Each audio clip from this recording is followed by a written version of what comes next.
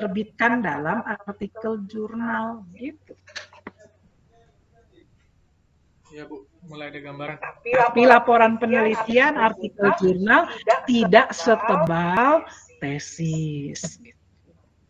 Ya Bu, artinya ada peluang karena kemarin kata Ibu Nurul, kalau udah mepet-mepet, jangan mendadak berubah. Kan ada yang mahasiswa, Bu Nurul cerita kemarin, ada mahasiswa mendadak berubah dari istilahnya berubah.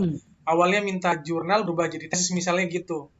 Kan jadinya kepepet, kalau udah kepepet akhirnya hasilnya kurang berkualitas. Makanya pikir saya kalau awalnya kita milih tesis di perjalanan mau diringkas jadi jurnal kayaknya bisa, karena tesis kan lebih kompleks, lebih ribet lah istilahnya, lebih banyak daftar pustakanya, banyak referensi.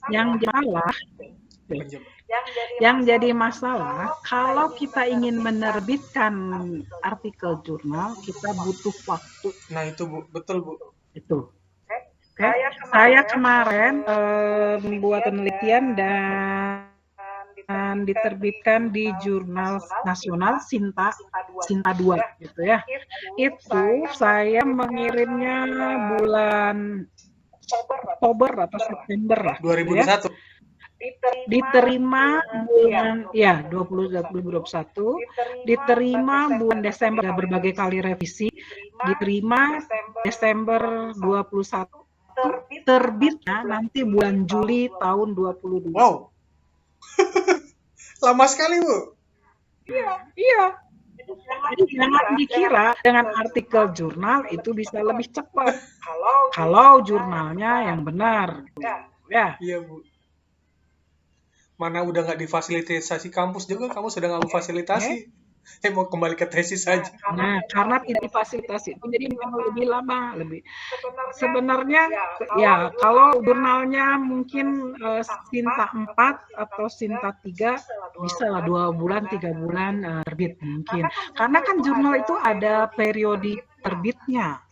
1 semester berapa kali atau 1 tahun berapa kali misalnya. Ya kan? Kalau misalnya kita mengirimkannya tidak pada masa yang akan terbit atau sudah full, maka akan dimasukkan dalam isu. Tapi sebenarnya nggak apa-apa.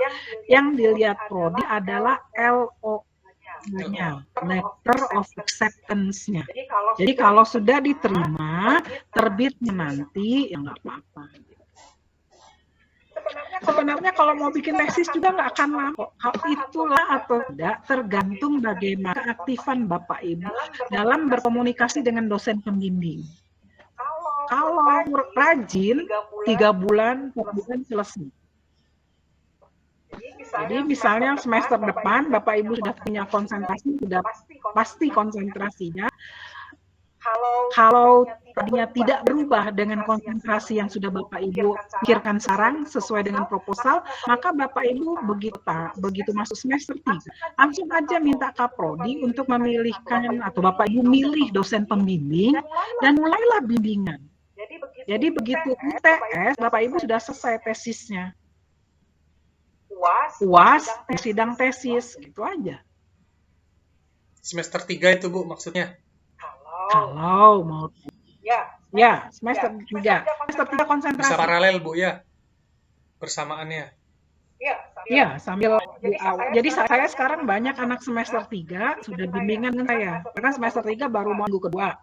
Nah, itu sudah saya kan membimbing marketing dan SDM. Jadi ada sudah berapa yang milihnya artikel jurnal tetap dan ada yang milihnya tesis. Jadi ada sekarang bimbingan saya masih informal 4 orang, 2 artikel jurnal, 2 tesis. Jadi mereka sudah mulai. Jadi sekarang yang artikel jurnal sudah ya 80% selesai. Jadi mungkin nanti bulan depan sudah bisa kita kirim ke jurnal. Yang tesis juga sudah bab 3, mau bab masih perbaikan bab 3-nya. Nanti bulan depan dia sudah survei analisa data, jadi sudah masuk bab 4. Iya Bu, jurnal juga sama kan Bu, survei analisa data juga sama kan Bu, sebar kuesioner kan sama kan? Iya. Sama aja. Iya, semuanya sama. Sama aja tapi cuma tambah biaya publikasi kan Bapak Ibu yang nanggung. Biaya publikasi.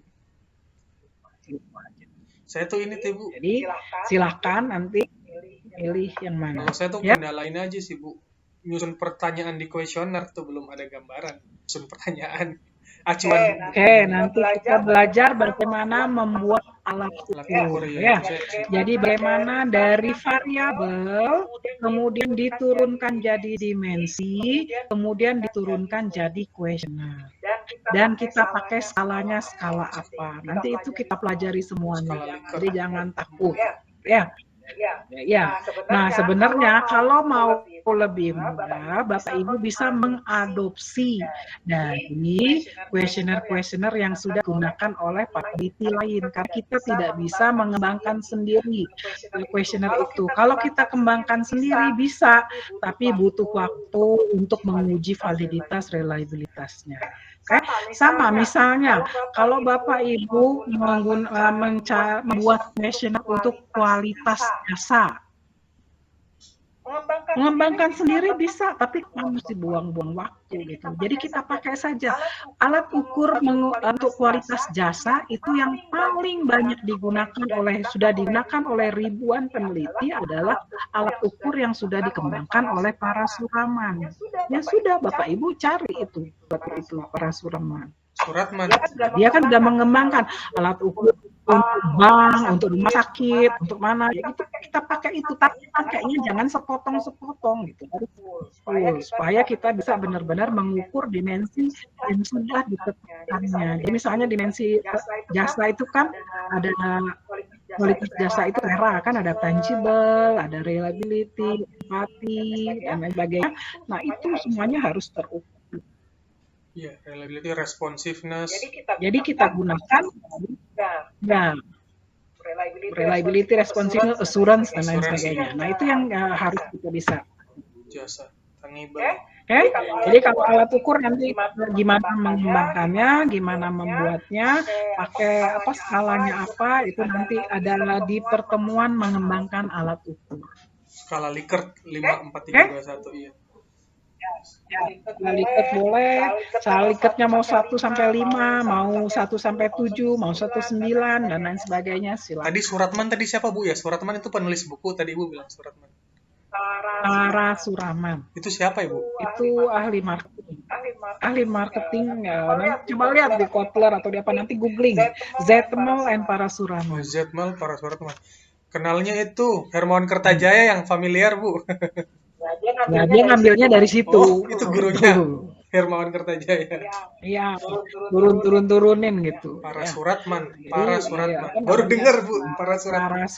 Kalau ya. Kalau Philip Kotler familiar juga Philip Kotler. Bapaknya marketing dunia. Nah, kalau mau lihat-lihat artikel, silakan. Misalnya kalau mau lihat artikel yang sudah saya buat, tinggal googling aja Sri Astuti Pratminingsi, nanti ada Google Scholar, nanti ada artikel-artikel. Udah Bu, saya udah searching di Google, muncul Ibu lulusan Filipina S3-nya. Saya searching di Google, saya cari tahu ini siapa. Oke, jadi apa namanya artikel-artikelnya. Tapi kayaknya ada juga tuh Bu di perpustakaan utama website tuh ada beberapa artikel, tapi masih sedikit jurnal, banyaknya tesis di perpustakaan Widya Tama ada. Iya, banyaknya tesis. Cuman yang saya masih bingung mengakses bukunya tuh Bu, referensi. Saya mau nyari referensi lewat perpustakaan kayaknya bisa kali. Ini Bu, izin bertanya Bu, dulu waktu saya skripsi, kan tadi Ibu sampaikan jangan sampai kita mencuri ya, melanggar hak cipta. Agar tidak mencuri kan salah satu solusinya mencantumkan berarti Bu ya, sumber dari mana kan? Ya. Nah itu saya gini Bu, saya mau cerita dulu waktu saya bikin skripsi, saya ngambil sumber karya skripsi senior saya, dalam misalnya dalam Faisal, Philip Kotler, jadi kayak gitu sih Bu, jadinya ada dua nama dalam satu sumber, itu nggak apa-apa Bu ya? Nggak bisa. Philip Kotler dalam Faisal 22 misalnya 2000. Jadi ada dua nama dalam satu sumber, nggak apa-apa Bu ya. Artinya kan kita mencantumkan yang dikatakan mencuri kalau nggak mencantumkan sumbernya kan Bu. Artinya kita menghargai karya intelektual. Nah, cuman kalau artikel jurnal harus diingat, kalaupun kita mencantumkan, kalau kata-katanya sama nanti akan terdeteksi sebagai plagiarisme. Oh, iya. Nah, kalau untuk jurnal itu cek plagiarismenya itu harus kurang dari 20%. Oh gitu. 20% bab 4-nya. Bab 3 semua dari awal, dari judul sampai apa-apa gitu. 20% aja yang